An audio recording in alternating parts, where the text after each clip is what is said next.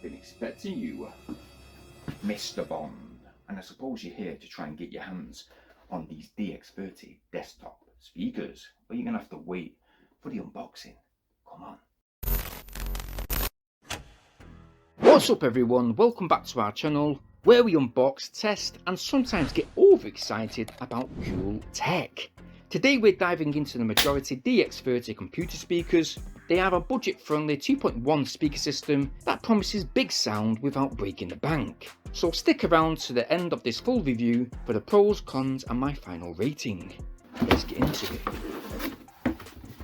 So first things first, we come to the instruction manual. It is a typical Majority manual, it's straight to the point and gives you instructions on how to set up the DX30 speakers.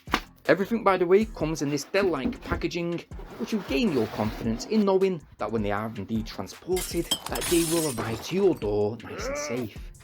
The DX30 speakers, they do come nicely wrapped, which is kind of refreshing considering that other tech companies, when they do wrap their speakers, they seem to place them in plastic see-through bags.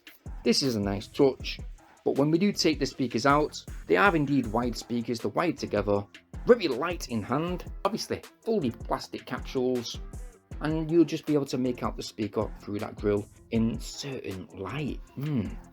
Now below that is a built-in stand, and what's refreshing about these speakers is that when you place these on a desk, unlike other speakers, they actually sit at an angle which will push the audio towards your face rather than your chest. So yeah, nice little stands at the bottom. The wires connected, very long wires, so you've got no worry about connecting to your PC or laptop. And to basically power the speakers, you can plug it into a USB port, plug it into the side of your laptop, and you've got this 3.5mm jack that can be also placed into the audio port of your laptop or indeed PC. Now we do have an auxiliary wire which will be placed into the subwoofer box just here, and as you can see, the subwoofer box does come nicely parcelled, nicely wrapped, and it almost feels like Christmas.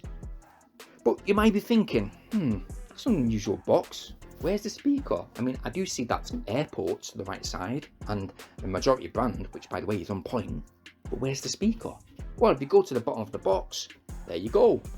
Got a nice little subwoofer speaker, and I know you're thinking, oh god, it's going to be vibrating all over the place, but no, it's quite a solid box, and because the box have these wonderful high springy feet, it keeps the box balanced on flat surfaces and shouldn't cause any type of rumble whatsoever when the volume is at high max.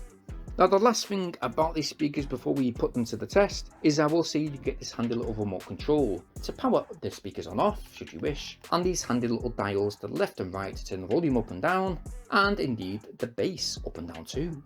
And what's great with Majority is that they thought ahead of time, and they thought to themselves, you know what, if you're going to use your audio port on your laptop, what you're going to do if you just simply want to connect your headphones and do a bit of detailed editing, well, they've included a 3.5mm port on the front of that wide remote control unit. Yes, so when you've set the speakers up just like so on the desk, you can place the wide remote on top of the subwoofer speaker nice and tidily.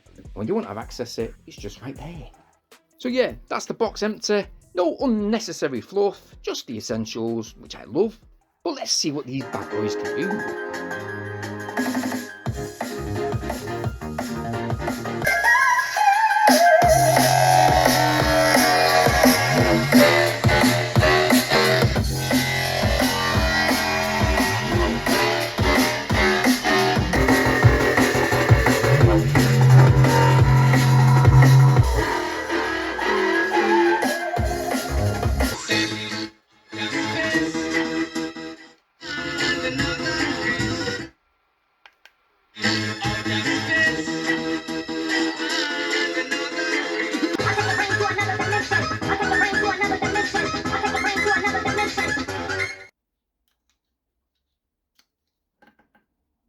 Bluetooth.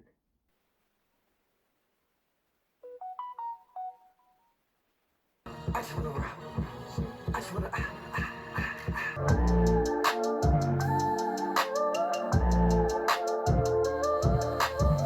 Look at me. I've got to note to you guys, from this point I have actually used these speakers for around about 3 months. Yeah, I've had them a long time. I've been off YouTube for quite a while, damn it. I must say that the sound is quite solid for the price. Let me just quickly break it down. When it comes to music and vocals are nice and crisp.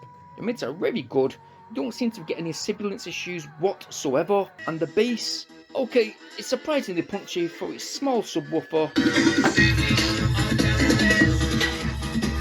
but I wouldn't say it's going to feel like a party experience when you're blasting out some of those hip hop tracks or indeed dance tracks. Gaming test.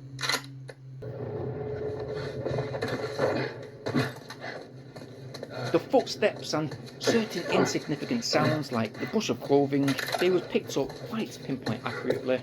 But I would say that these speakers, if you're using them, they are good for casual gaming. So in regards to those hardcore audiophiles, you might want something a bit beefier. Now we did use the majority DX30 speakers to watch a few films on our laptop. And not only was the dialogue nice and clean,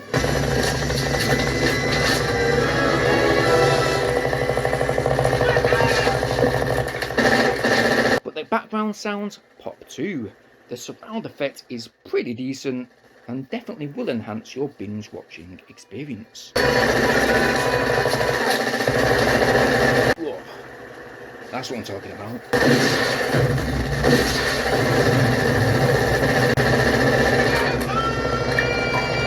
So yes, we have indeed used these DX30 speakers while editing our videos. They were actually beneficial, and some of the audio on our videos, we've actually left the audio on by accident and we didn't actually hear them on our laptop speakers, but when we plugged these speakers in, we picked up on that, and it would have been a massive mistake to actually upload that video knowing that the background noise, such as traffic in the background outside our window, was still quite loud on that clip. So when it comes to the pros and cons, you do get wireless freedom as well as that wired connection too. You get compact, quite stylish but quite minimalistic laptop speakers that will easily fit on any size desk. You do get nice bass, okay, not overly deep, but that subwoofer definitely adds some extra oomph.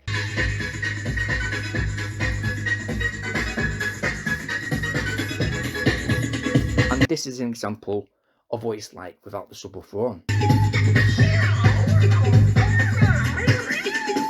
Plug it back in. So yeah, you can tell the massive difference.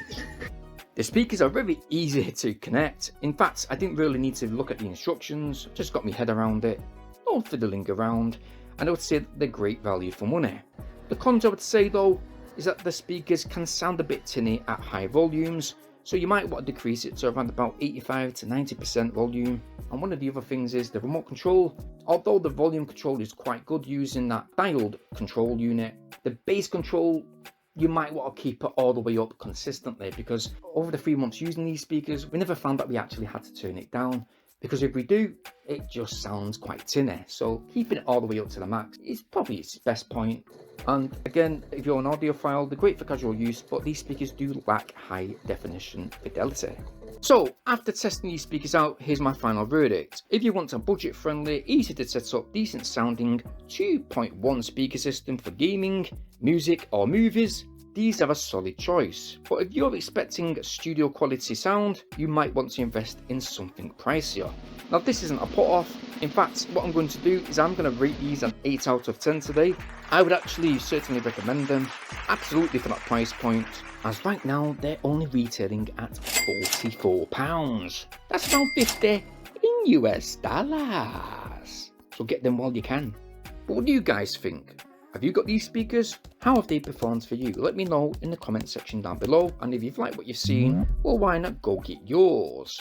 If you've enjoyed this video, don't forget to like, subscribe and hit the notification bell so you don't miss out on our next unboxing adventure. And now, if you want to see some of our previous reviews, there's 2 showing on screen just now.